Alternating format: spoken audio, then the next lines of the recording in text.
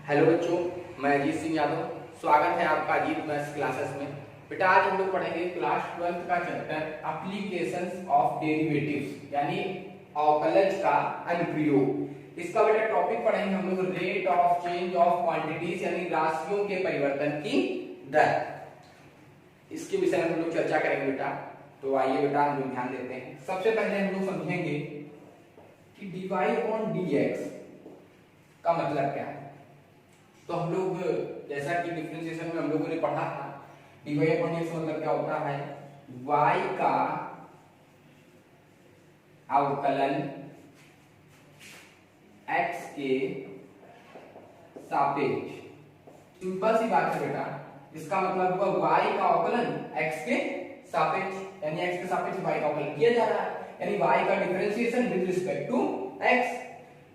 इसको बेटा हम लोग ये भी लिख सकते हैं क्या, y के परिवर्तन की दर x के सापेक्ष। यानी बेटा dy ऑन dx को हम ये भी लिख सकते हैं y के परिवर्तन की दर x के सापेक्ष, यानी कि rate of change of y with respect to x, ये भी लिखा जा सकता है। तो dy ऑन dx मतलब ये भी है और ये भी है। यहाँ पर क्या है, y के परिवर्तन की दर x के सापेक्ष। बेटा हम लोग समझेंगे rate of change of quantities यानी राशियों के परिवर्तन की दर। तो बेटा राशियां हमारी कुछ भी हो सकती हैं, राशियां हमारा आयतन भी हो सकता है, क्षेत्रफल भी हो सकता है, ऐसे कई प्रकार से राशियां हो सकती हैं। उसी के परिवर्तन की दर हमको निकालनी होगी। तो बेटा अब हम लोग यहाँ बात करते हैं सर्किल की। तो हमने मान लिया कोई एक सर्किल है, उसकी रेडियस क्या है, r है। तो उसका जो एरिया होगा क्या होगा, पाई r स्क्वायर हो जाएगा। अब बेटा हम लोग एक चीज यहाँ ये समझेंगे कि रेडियस इसकी r है तो एरिया पाई r स्क्वायर हो गया। अगर इसकी रेडियस हम लोग बढ़ा दें, मान लीजिए यहाँ हो गई, तो इसका एरिया भी क्या हो रहा है, बढ़ रहा है। यानी कि रेडियस जब चेंज कर रहे हैं तो एरिया भी क्या हो रहा है, चेंज हो रहा है। देखिए रेडियस इतनी थी तो एरिया इतना था, रेडियस बढ़ाई एरिया भी क्या हो गया, बढ़ गया। अब बेटा यदि हम लोग इसकी रेडियस कम कर दें, इसकी रेडियस कम करने वाले थे इतनी, तो बेटा इसका एरिया भी क्या होगा, घट जाएगा। तो बेटा हम देख रहे हैं कि यानी कि जो एरिया है डिपेंड किस पे है, रेडियस पे। रेडियस आप घटाएंगे तो एरिया घट रहा है, रेडियस आप बढ़ाएंगे तो एरिया बढ़ रहा है।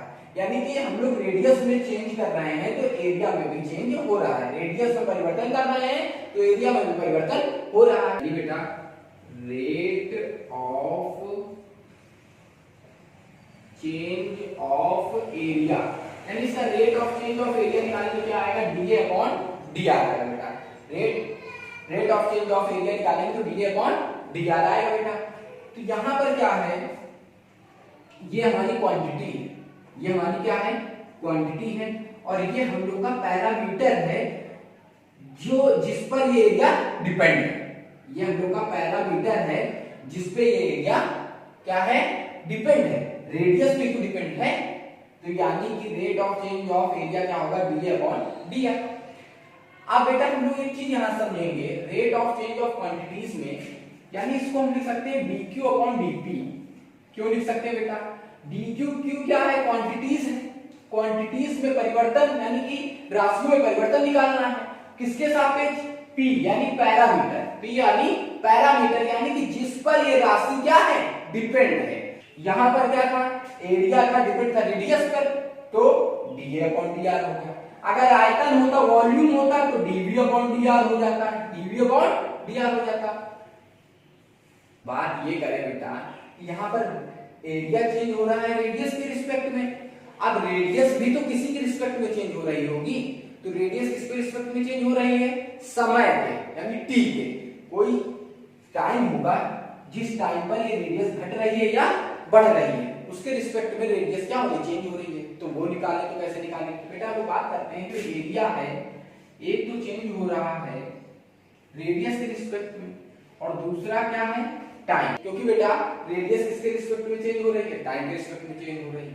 यानी कि बेटा अगर हमको निकालना हो dA अपॉन dt, तो dA अपॉन dt कैसे निकालेंगे बेटा, तो dA अपॉन dt निकालने के लिए हम लोग लिखेंगे dA upon dr into dr upon dt।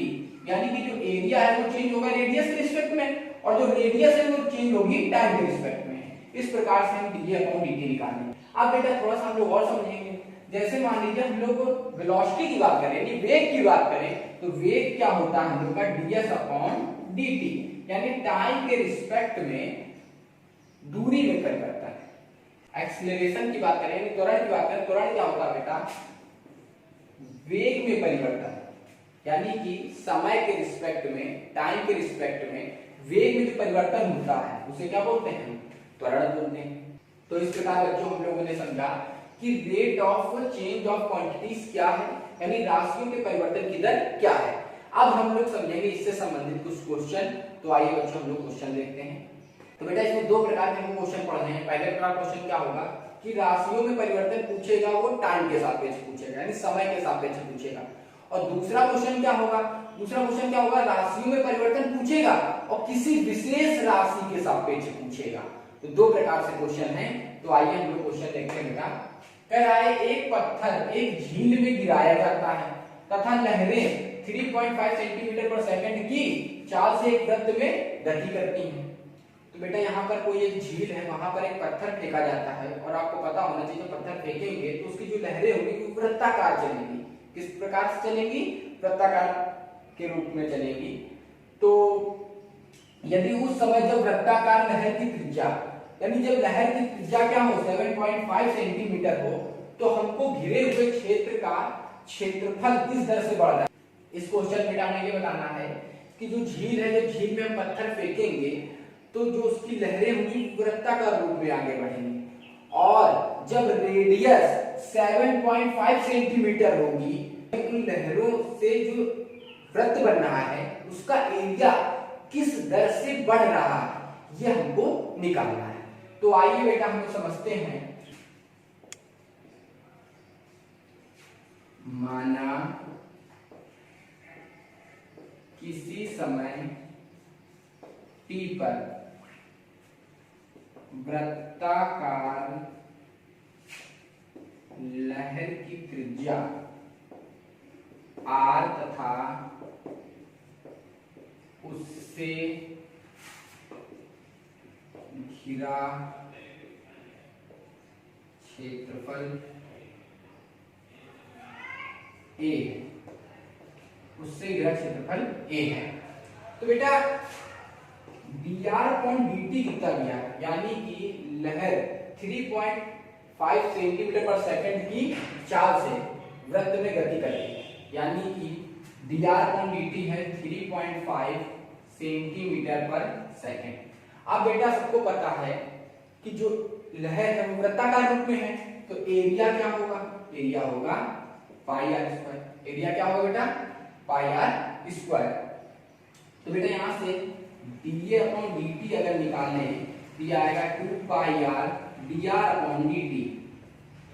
Value put करिए बेटा। अब इसकी वैल्यू पुट करें तो dA/dt आएगा 2 पाई r की जगह बेटा क्या है 7.5, जो त्रिज्या 7.5 हो तो 7.5, और dr/dt कितना है बेटा 3.5। इसका मल्टीप्लाई कराइए तो आएगा 52.5 पाई सेंटीमीटर स्क्वायर पर सेकंड। इसका आपसे पूछा क्या गया था कि क्षेत्रफल, घिरा हुआ क्षेत्रफल किस दर से बढ़ रहा है। तो बेटा इससे ये समझ में आया हमें कि जो एरिया बढ़ने की दर है वो 52.5 पाई सेंटीमीटर स्क्वायर पर सेकंड, यानी कि हर सेकंड जो है एरिया 52.5 पाई सेंटीमीटर स्क्वायर बढ़ रहा है। यानी जैसे जैसे लहरें आगे बढ़ रही है पर सेकंड एरिया क्या बढ़ रहा है 52.5 पाई सेंटीमीटर स्क्वायर। ये आपका क्वेश्चन है बेटा। अब हम लोग आगे देखेंगे अगला क्वेश्चन। आइए बेटा देखते हैं अगला क्वेश्चन। अगला क्वेश्चन क्या है बेटा, आइए देखते हैं अगला क्वेश्चन बेटा। किसी उत्पाद की x इकाइयों के विक्रय से प्राप्त कुल आय रुपयों में है, rx क्या दिया 3x square plus 36x plus 5 से दी गई है। इसकी हमें सीमांत आय ज्ञात करनी है। तो बेटा हम लोग समझते हैं क्वेश्चन क्या कह रहा है। हम मान लेते बेटा कि कोई एक हम लोग की फैक्ट्री है जहां पे बिस्किट का उत्पादन होता है और उसकी कुछ x इकाई, कुछ बनाया गया है, कितनी भी इकाई हो सकती है, उसकी कुछ निश्चित क्वांटिटी है, उसी को इकाई में नापा गया है, उसको बनाया जाता है और उसका फिर हम लोग क्या करते हैं, उसको सेल करते हैं, यानी विक्रय करते हैं, उससे कुल रुपया हमको इतना मिल रहा है। अब उसको उसकी हमें सीमांत आय बतानी है। क्या बतानी है सीमांत, यानी मार्जिनल रेवेन्यू बताना है बेटा। हमको मार्जिनल रेवेन्यू बताना है, तो वो कैसे निकालेंगे बेटा, आइए समझते हैं हम लोग। सबसे पहले तो क्या करेंगे, जो कुल आय हुई होगी उसका हम x के रिस्पेक्ट में डिफरेंशिएशन कर देंगे। तो आइए देखते हैं बेटा हम लोग डिफरेंशिएशन। ये है 3x square plus 36x plus 5, इसका डिफरेंशिएशन करिए आप तो क्या आएगा 6x प्लस 36। अब बेटा हमको सीमांत आय निकालना कितने पर है, जब x बराबर क्या हो 5। अब बेटा यहाँ पर x बराबर हम क्या रखेंगे 5 रखेंगे, तो ये कितना आएगा